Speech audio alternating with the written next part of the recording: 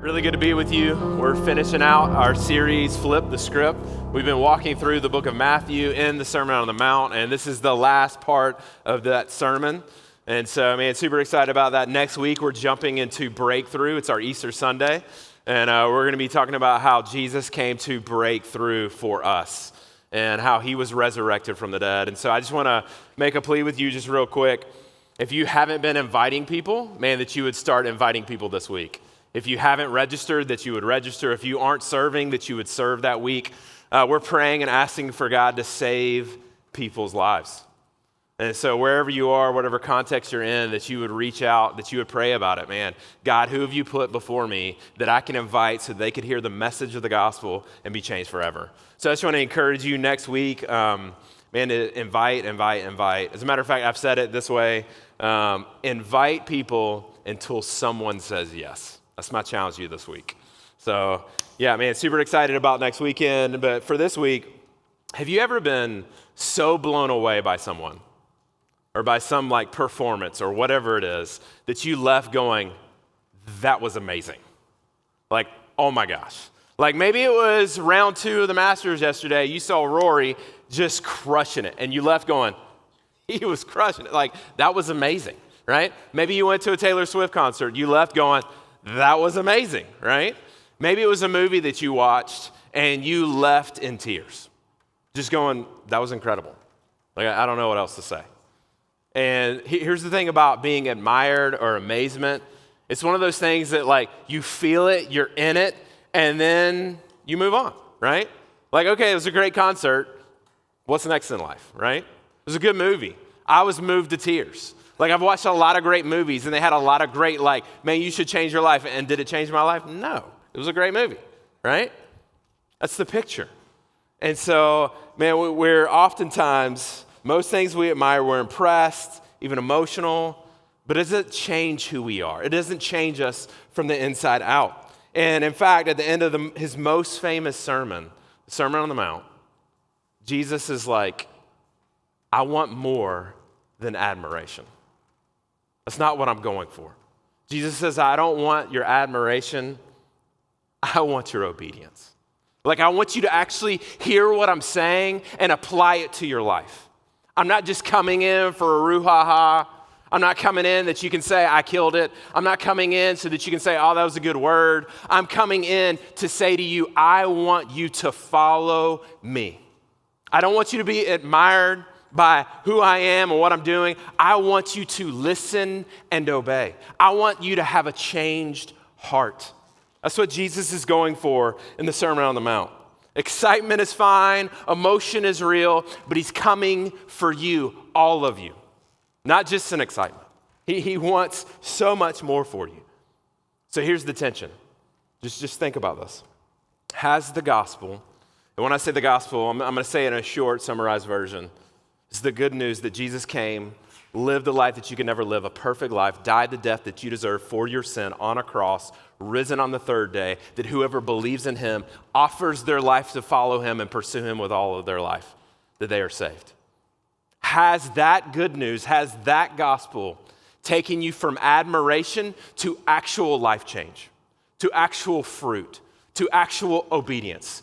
To where you're actually following him and listening to him and surrendering to him. Has the gospel done that in you? Or are you still just Jesus is awesome, and now I'm going to do what I want to do, right? Where are you at? And so let's look at Jesus' final words in Matthew 7 and ask the question, am I following Jesus or am I standing back going, Jesus is awesome. This is a cool thing we're a part of, right? So let's jump in. This is Matthew chapter 7, verse 13. And Jesus is going to use different analogies, 2 paths, 2 trees, 2 foundations. And so here's the first one, the 2 paths. This is verse 13. Jesus, if you grew up in church, you've heard this verse before. It's pretty famous.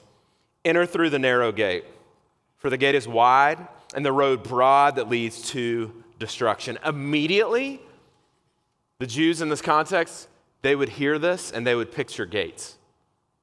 They would picture a wide gate, a broad gate that enters into the city. Lots can come through. There's a lot of traffic. There's a lot happening, right? Verse 14, how narrow is the gate and difficult the road that leads to life, and few find it. Immediately, they're going to be thinking about not the wide gate that you enter into the city where everybody comes through. There's a lot of traffic. There's a lot happening. It's popping, right? No. This is the narrow gate. It's only open at night. And as a matter of fact, a camel with luggage can't even get through it. It is narrow. Few find it. Few know where it is. Few get in. They're immediately picturing things, right? And Jesus is saying this absolutely has to do with us too. It's not just the Jews at their time. What is he saying? If your faith is always easy and never costly, it's probably not following Jesus. That's what he's saying. There's a wide gate. It's broad and it leads to destruction, and there are many who go through it. How narrow is the gate and difficult the road that leads to life, and a few find it. What is he saying? There is a way of the world. There is a path. There's something that you follow, and it's easy, and it's broad, and we do it all the time. What are those things? I just think, what is Jesus saying? I want you to be countercultural. I don't want you to be like the world. I don't want you to go through the broad gate. I want you to go through the narrow path, following me. What are the things that the world talks about? Me-centered mentality. Like when it comes to your home, right? That you would fall into, it's really about me, not about serving others. That I wouldn't consider my spouse or my kids as more important than myself. It's easy to fall into that. At my job, this me-centered mentality, man, it's really about me. I'm doing this corporate pool, or I'm joining this job. Why? So I can climb the ladder, because I got to get to a point. I don't really care about this business. I don't really care about the people. I don't really care what's going on. It's about me, and I'm moving the ball forward, right? This me-first mentality.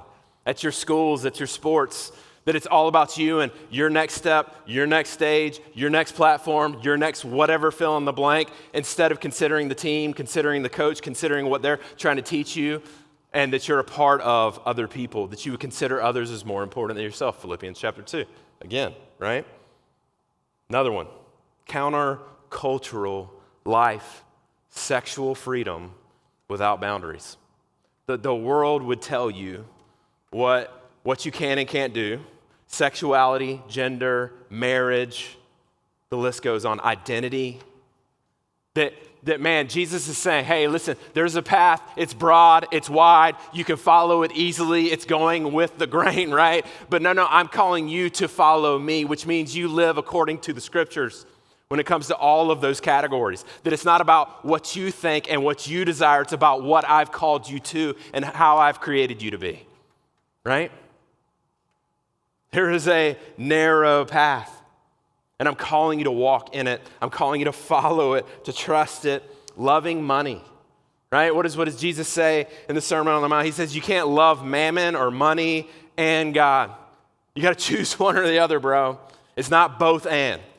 And so you love God first. It means you put God first. And that means everything else falls under the category of what God tells you to do with it, how he wants you to respond with it. Loving money, consumerism, it's so easy.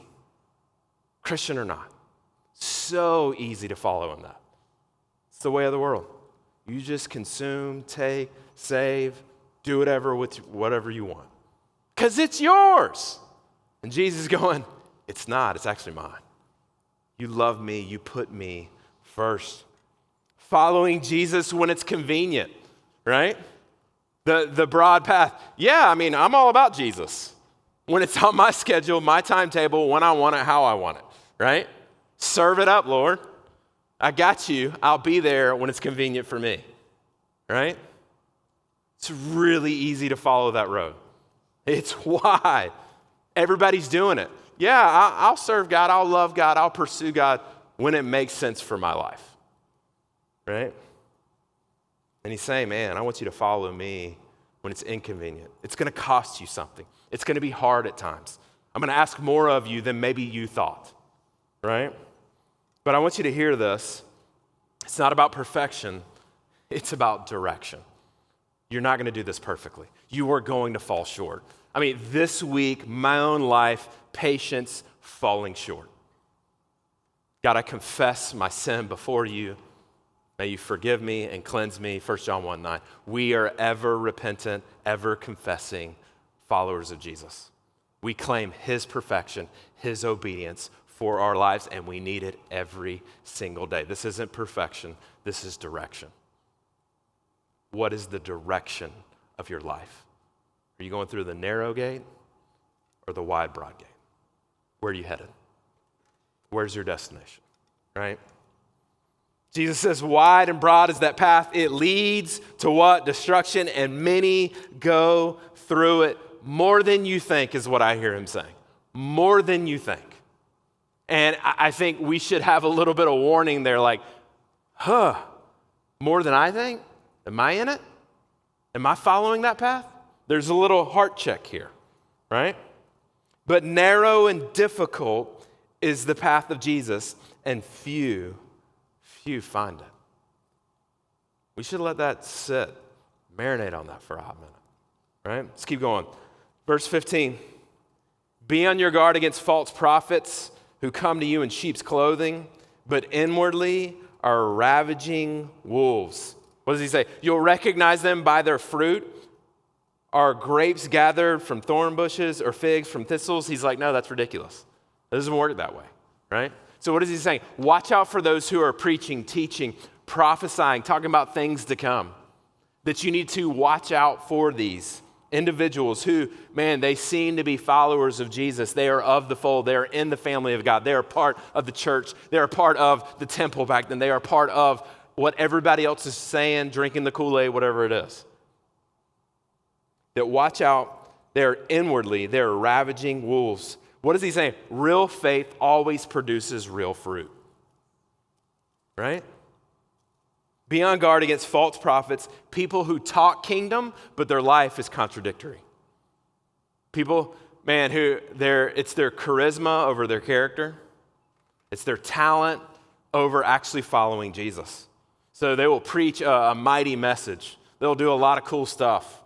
They are people that you are mesmerized, admiring, and yet their life is in shambles, and they're not living according to the scriptures. Jesus is saying, watch out. He's going to go into, it's not just the prophets, it's also disciples in general. So fruit equals character over charisma. Jesus is clear, you can't fake long-term fruit. It's going to show up. It's going to become obvious. It's going to get clear. Teachers and speakers who do not bear the fruit of the Spirit. I think Galatians chapter 5, bearing the fruit of the Spirit, love, peace, joy, faithfulness, goodness, self-control. I know I missed one, that's okay, right? We're not perfect. So, goodness, a person of character who seeks first the kingdom of God. I heard this recently, and this kind of hit me sideways. This guy was talking about, he's a little younger than me, he was speaking at a conference, and he said, when I was growing up, we talked about, false prophets, and he said what we always talked about was the prosperity gospel. And it's this gospel, this good news that says this, hey, if you follow Jesus, you will get stuff. If you follow Jesus, your life will turn out good. If you follow Jesus, it's going to go great for you. Maybe financially, maybe stuff, maybe relationally. But as you lean into Jesus, everything's just going to get better, and you should expect that, believe that. That's the hope, right? And so he said we were constantly preaching against prosperity gospel, and he said, you know what it is today? He goes, it's purpose gospel. And I was like, oh. And he goes, you know what it is? You know what it looks like? It's very similar to prosperity gospel. It's this idea that, man, I'm going to pursue God so that he can get me to my next step, so that he can give me my calling, so he can give me my talent, so he can give me my future here on this earth. That God, I'm going to pursue you, and you're going to give me great things. I'm going to become the person who I wanted to be. And he said all of a sudden what you find is as you believe this gospel, this good news in your life, you know what you end up doing? You end up pursuing God so that you can get something else. So that becomes the path instead of God being the path and the destination. That it's God first, that you pursue him, and whatever falls, falls. Wherever he leads you, you go.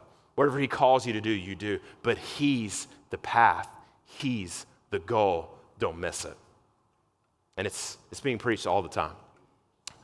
I had a guy coming to me that loves Jesus with all of his heart. He goes, I'm in danger of this. I'm walking this right now. I'm pursuing Jesus so I can get to my next thing. And Jesus is a side note, and that's my goal. And I was like, 100%, I get it. It's easy to fall into. Narrow is the road, wide is the gate, right? It's the picture. It's easy. Os Guinness said it this way. I remember reading his book years ago when I was walking through calling. And he wrote a book basically that said, what do I do with my life? What's the will of God in my life? And he's talking to teenagers, college students, those out of college. What do I do with my life? What do I do with my life? And he said, here's the thing I want you to hear, and it's always stuck with me. Your calling is first to a person. It's first to a person. Everything else falls under that. Your calling is first to Jesus. He's your hope. He's your life. Jesus says, I am the way, the truth, and the life, and no one comes to the Father except through me. He's the path. He's the destination. God is the goal. He's our hope. He's our rescue. It's not all this other stuff, right? All right, let's keep going. 2 trees. This is the next section. Jesus says, verse 17, in the same way, every good tree produces good fruit, but a bad tree, what does it do? It produces bad fruit. Verse 18, a good tree can't produce bad fruit, neither can a bad tree produce good fruit. Makes sense. Every tree that doesn't, listen to these words, every single tree, there's not one that's without, right? Every tree that doesn't produce good fruit is cut down and thrown in the fire. I wonder what that's talking about, right? So you'll recognize them by their fruit. False prophets, and now he's going broader, false disciples who are believing a different gospel, right? A gospel about themselves. He's saying out of the heart, the mouth speaks. Your life reveals who you are as a person. James chapter 2 talks all about this. He calls it a dead faith. And he says, hey, listen, your faith without works is dead. Is he talking about works righteousness, that you need to do certain things to be in heaven with God? Not at all. He's saying if you have a faith that doesn't care for your neighbor, you don't have faith at all. It's dead. It's not real. It's not alive. Real faith produces real fruit. That's what James is saying. And he says it over and over. And that's what Jesus is saying. He's saying you can't miss the difference. Good trees produce good fruit and bad trees produce bad fruit. How do you know who's real? Think about it. You check the fruit. So here's some questions to think about. Are you loving? Are they honest? Do they walk in integrity when no one is watching? Keep in mind now, it's not perfection, it's direction, right? What's the path? What's the everyday rhythm of your life? You a loving person? Are you honest? Do you walk with integrity when no one is watching? And if you're not, God, change me. Change me from the inside out. This isn't works righteousness. I want to obey you because you've changed who I am. That's the picture. Verse 21. He says these words. Actually, I want to ask you a couple more questions. What kind of fruit is your life producing? What's growing from the tree of your heart? What is it? Think about that. Verse 21. Not everyone who says to me, Lord, Lord, will enter the kingdom of heaven, but only the one who does the will of my Father in heaven. On that day, many will say to me, Lord, Lord, didn't we prophesy in your name, drive out demons in your name, and do miracles in your name? When's the last time you cast out a demon? When's the last time you performed a miracle? Many miracles, right? I'd love it for be like, man, it was yesterday, bro. Like, you know what I mean? Listen to these words. Prophesy in your name. When's the last time? This isn't nothing.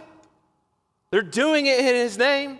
They're coming across, they're showing themselves as followers of Jesus. They're doing some pretty cool stuff. If you were there, you'd be like, man, that was awesome.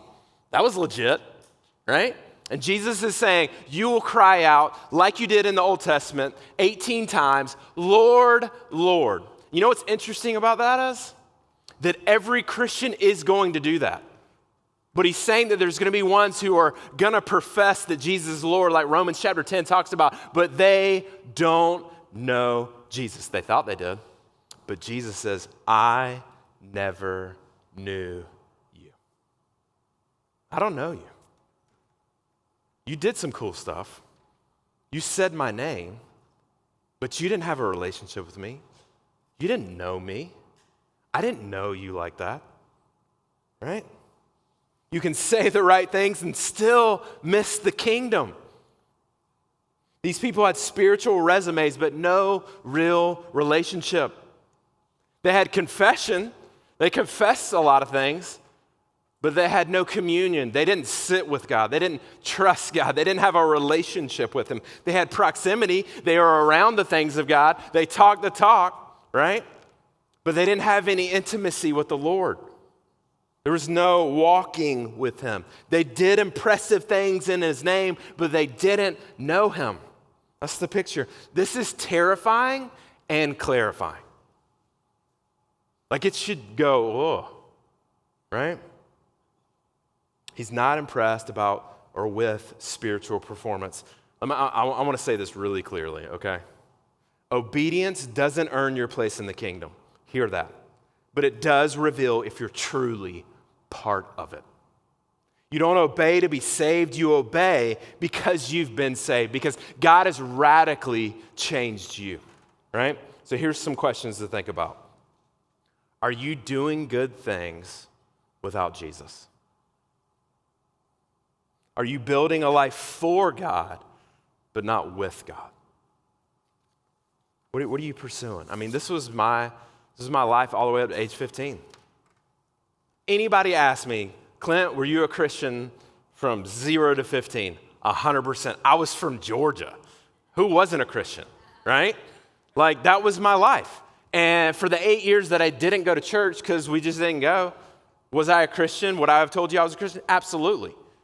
Did I have any relationship whatsoever with Jesus? Absolutely not.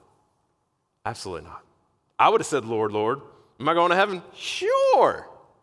Did my desires change for Jesus at all at some point when I got baptized, confirmed, whatever it was? No. I did those things, and then I went right back to doing what I was doing. Why? Because I admired the idea of Christianity. I admired Jesus. He was a good guy. He died for people's sin. That's awesome. I understood the gospel, and at the end of the day, I did what I wanted to do. Why? Because I still had a cold, dead heart. I did. I wasn't pursuing Jesus. I didn't want to spend time with Him. I wanted to spend time doing what I wanted to do when I wanted to do it all the time. That was my MO. That was my life. And Jesus is coming in and saying, what does He say? Verse 23, then I will announce to them, I never knew you. Depart from me, you lawbreakers. Depart from me, those who rebel against God. Depart from me, those who want to do what they want to do without Jesus. Jesus is a great guy. I love Him when it's convenient. Now I'm going to get back to what really matters, and that's me. Right? That's the picture. I'm going to announce to them, I never knew you. Last section.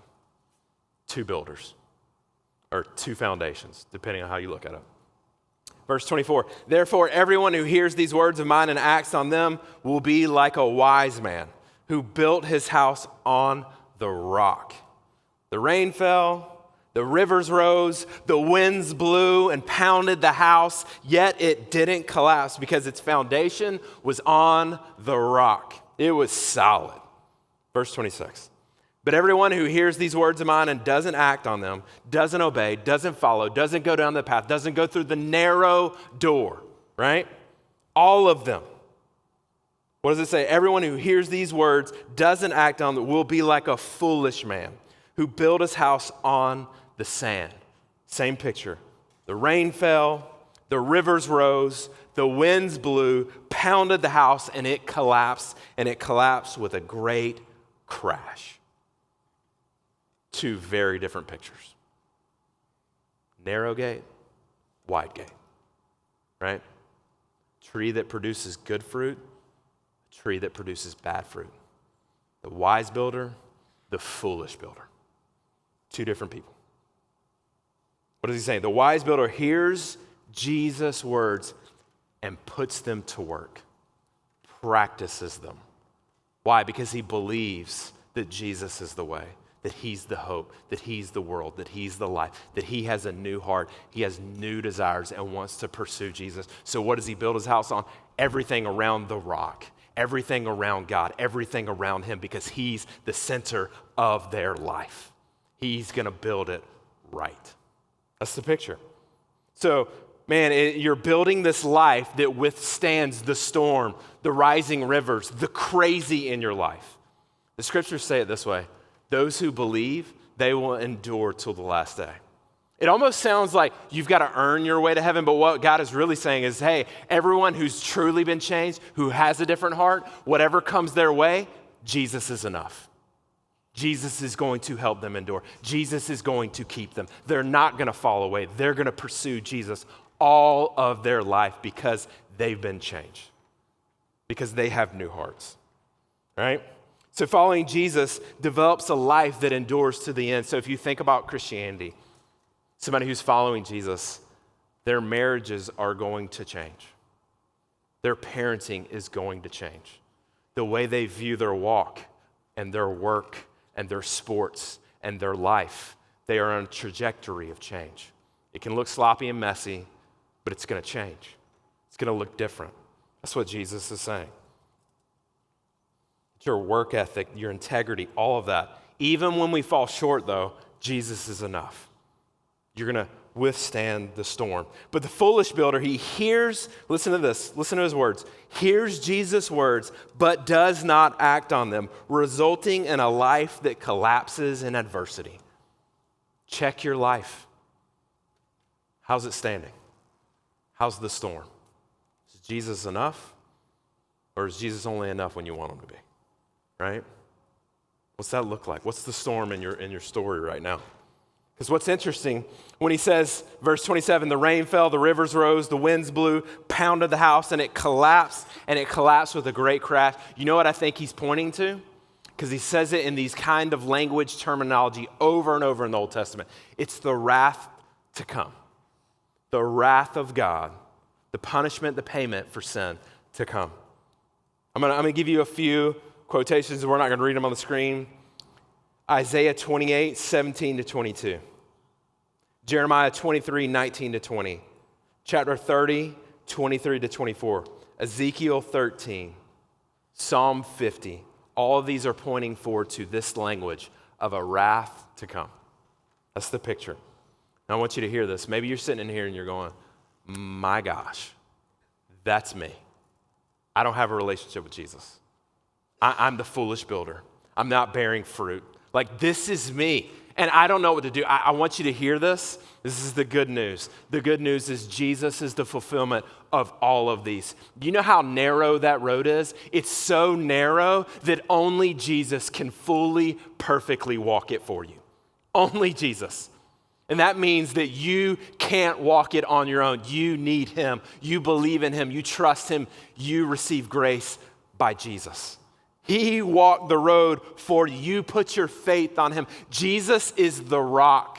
He's the foundation. He's the hope. It's not what you do. It's what he did. It's what he enables you to do. It's all Jesus. Jesus is the foundation. He's not shifting sand. He is coming for you. He's going to carry you and walk with you the rest of your days. Jesus is the path. He's the hope. He's the rescue. So man, if you're here going like, that's me, turn to Christ. Trust in Jesus. He's walked the road for you. He's offering you new life. He's offering you salvation. He's offering you forgiveness.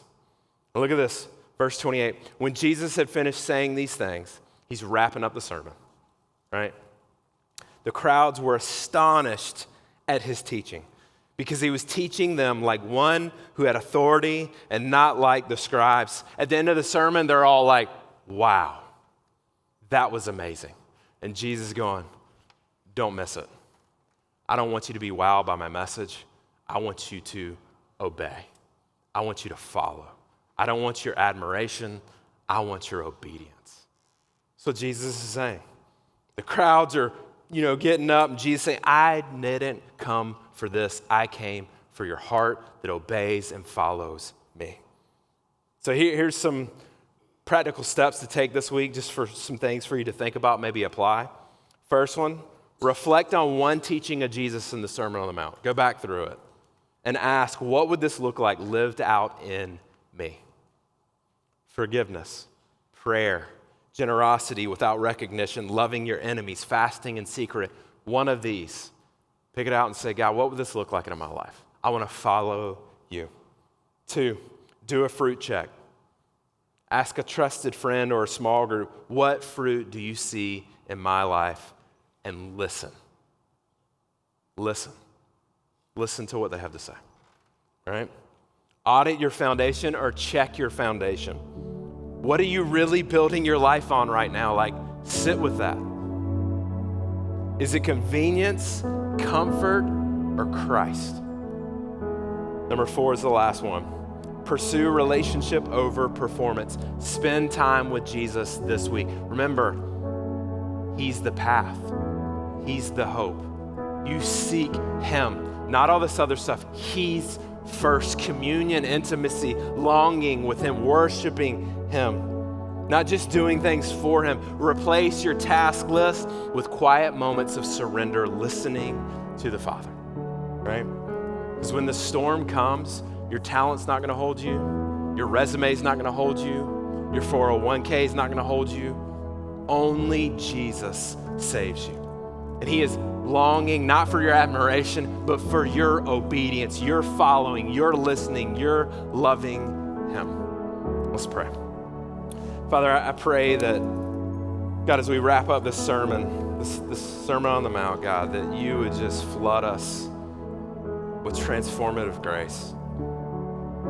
Love and kindness and grace that calls us out of darkness and into light, that exposes us to you.